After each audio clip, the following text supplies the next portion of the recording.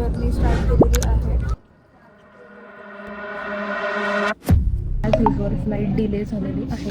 ऑस्टिनला जायचं होतं एका मस्त ट्रिपसाठी. दुपारी 3 वाजता घरातून निघालो, पण एअरपोर्टला पोहोचल्यावर जे झालं ना, त्यामुळे आता रात्रीचा 1 वाजलाय आणि अजूनही ऑस्टिनमध्ये पोहोचलोच नाहीये. माहित नाही पुढे काय होईल. वेगळ्याच सिटीमध्ये अडकलोय. आता पुढे काय होणार? नमस्कार मंडळी, मी आहे भक्ती आणि अमेरिकन लाईफ मराठी वेबमध्ये तुमच्या सर्वांचं स्वागत आहे. आम्ही आमची मोस्ट अवेटेड ट्रिप स्टार्ट करतोय. बऱ्याच दिवसांपासून या ट्रिपचं प्लॅनिंग चाललेलं. आज फायनली ती मुवमेंट आली आहे आणि या क्षणी आम्ही निघालेलो आहोत बॉस्टनवरनं टेक्सासला. सो आम्ही 2 आठवडे ऑस्टिनमध्ये राहणार आहोत. Let see. खूप फूड स्पॉट्स विजिट करायचे आहेत, खूप मजेशीर गोष्टी करायच्या आहेत, वेगवेगळ्या ठिकाणांवर फिरायचं आहे. Stay tuned for this series. Let's go. दुपारचे 2 वाजलेत आता आणि घरातून निघालोय. संध्याकाळी 5ची फ्लाईट आहे लोगन एअरपोर्ट वरून. आणि इतक्या लवकर निघण्याचं कारण असं की बॉस्टन एअरपोर्टला डिरेक्टली कार पार्क करणं म्हणजे होल इन युअर पॉकेटवालाच सीन आहे. सो आमचा प्लॅन आहे की फ्रेमिंगहॅम मध्ये कार पार्क करायची आणि लोगन एक्सप्रेस बस पकडायची. ही एक सॉलिड प्रो टिप आहे ज्यांनाही युएस मध्ये डोमेस्टिक ट्रॅव्हल करायची आहे फ्रॉम बॉस्टनच्या आउटस्कर्ट्स. आता जर्नी स्टार्ट केलेली आहे. 3 तासाची फ्लाईट आहे.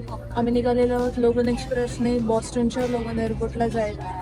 सो आमच्याबरोबर तुम्ही पण ही जर्नी एन्जॉय करा. त्याची एक इम्पॉर्टंट गोष्ट सांगायची म्हणजे इकडे आपण कसं डोमेस्टिक ट्रॅव्हल करताना इंडियामध्ये 22 किलो आहे 22 का 24 किलोच्या बॅग्स आहे अलाउड असतात राईट वाईल ट्रॅव्हलिंग पर पर्सन. पण युएसमध्ये तसं नाही आहे. जर युएसमध्ये तुम्हाला डोमेस्टिक ट्रॅव्हल करायचं असेल तर एकच केबिन लगेच अलाउड असते. ओके, सो तुम्ही एक्स्ट्रा पे करून 20-22 किलोची बॅग घेऊन जाऊ शकता, पण ती तिकीटच्या कॉस्टमध्ये इन्क्लुडेड नसते.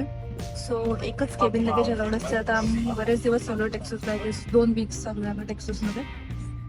आणि छोट्याशा केबिन लगेजमध्ये 7 किलोमध्ये अवघड आहे रेट कपडे मावणं, पण आम्ही ठुसलेत कपडे त्यामध्ये आता.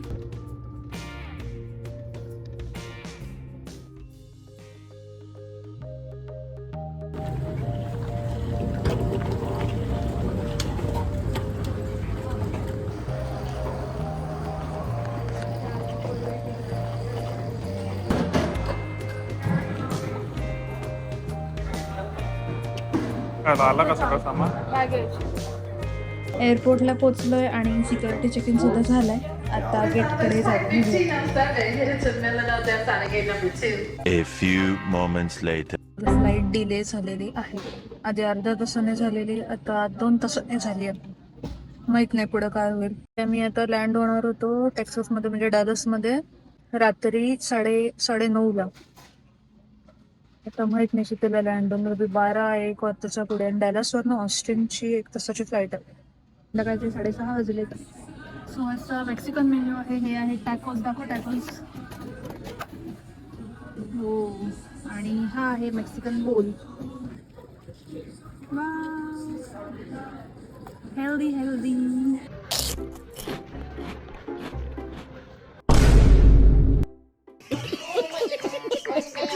हा अमेरिकन एअरलाइन्सचा फेवरेट गेम आहे. इथे डोमेस्टिक ट्रॅव्हलसाठी कॅन्सलेशन्स आणि डिलेज खूप कॉमन आहेत. शेवटपर्यंत कॉन्फिडन्सच वाटत नाही फ्लाईट उडेल म्हणून. सो ऑस्ट्रियन ट्रिप सुरू व्हायच्या आधीच पेशन्स टेस्ट सुरू झालेला आहे.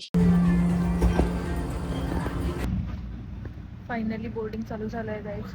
आणि आता बॉस्टनमध्ये टेम्परेचर आहे 19 डिग्री सेल्सिअस.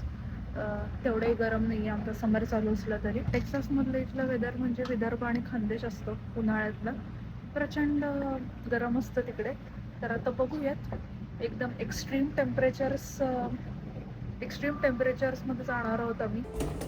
फायनली बोर्डिंग चालू झालं आहे. रात्रीचे 8:30 वाजलेत आणि सुटकेचा श्वास घेतला आहे.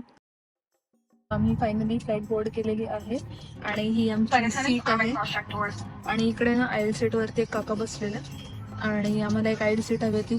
मला विंडो सीट खूप आवडते आणि सुमेतला आईल सीट प्रचंड आवडते. पण आणि आम्ही इथे साऊथ वेस्ट एअरलाइन्सच्या स्टाफला सांगितलेलं आईल मिळू शकते काय त्यावेळेला, तर ते म्हणालेले की $50 द्यावे लागतील. सो आम्ही काय घेतली नाही ती, पण इथे रिकामी होती. सो ते काका म्हणाले की तुला बसायचं असेल तर बस, तू दुसरीकडे जातो. आणि ते काका निघून गेले. अमेरिकन काका होते. आणि आता मजा आहे की रात्रीचे 8 वाजले जातात. वाटतात का बघा 8 वाजल्यासारखं. फुल उजेड आहे बाहेर. सो हेच आहे आमच्या बॉस्टनचं असं एक्स्ट्रीमनेस. 6 महिने 3 वाजता दुपारी अंधार पडून जातो आणि उरलेले 6-7 महिने रात्री 9 वाजता अंधार पडा. रात्री 9 वाजले तरी उजेडच असतो. सो आता पण ही वेळ जास्त छान वाटते. उजेड असलेलं कधी चांगलं त्या अंधारापेक्षा. आणि मस्त वाटतंय. फायनली आम्ही चाललेलो आहोत टेक्सासला. काय सुंदर दिसतंय बॉस्टन रात्रीच्या वेळी.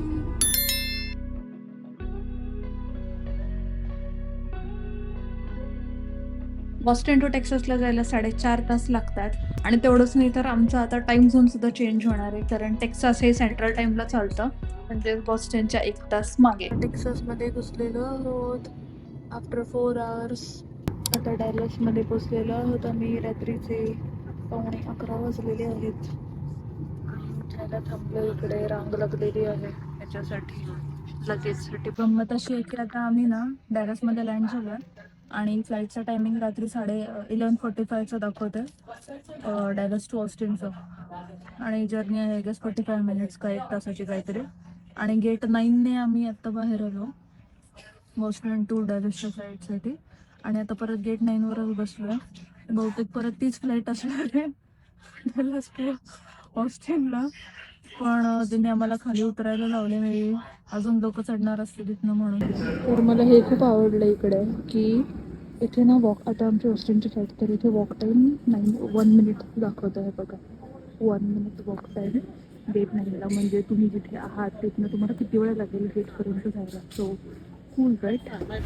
चला आता ऑस्टिनच्या फ्लाईटमध्ये तीच फ्लाईट आहे. सो हे दादा तेच आहेत, ते म्हणतात या वेलकम बॅक म्हणून. डॅलस टू ऑस्टिनची जर्नी चालू झालेली आहे.